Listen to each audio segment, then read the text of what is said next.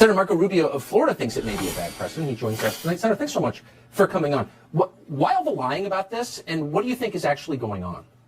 Well, I can tell you they're categorically lying. They're misleading people. Okay, the fact that a balloon, these balloons that the Chinese have been innovating for a while, they've used them a couple times to circumvent the globe and the like.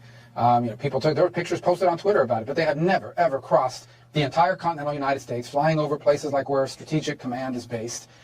These balloons, look, a couple things people are wondering about. Number one, in that space between where satellites operate and where a spy plane could operate, in that zone, these things become very useful, especially if you have a lot of them, which is what it seems like the Chinese are trying to innovate. What do they have on them? The ability to take in real-time video, high-resolution photographs, potentially as well capture electronic communications, and they can loiter. That's the advantage. It's cheap. You're not looking for them because they move very slowly, and they can loiter over a period of time. So imagine in the middle of a war, one of these things in the Pacific, being able to take real-time footage, real-time, and feed it back of what's going on the ground and what's going on in the sea and so forth. So, but the notion that somehow this has been happening all along, it's just not true. I mean, because people were spotting this thing with a naked eye. I mean, they were seeing it, they were calling in, they had to warn people in South Carolina not to try to shoot them down on their own, because they were visible to people. They're just being dishonest with no reason. Well, the reason being is I think that they were caught off guard and did not respond appropriately, and now they're scrambling for answers and to deflect blame.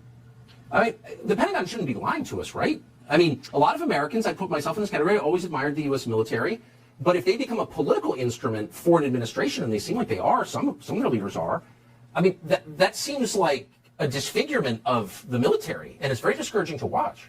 Well, and it's also, in many cases, as you've already pointed out, these unnamed sources that go off the record and leak out these little pieces of information, so we don't know if they're political appointees or civilians or someone just trying to climb up the chain of command and be promoted. But at the end of the day, we're losing focus on the fundamental issue here, and that is that the Chinese continue to develop and innovate new capabilities, including ones that appear really rudimentary and pretty simplistic, but actually could be proven to be quite effective.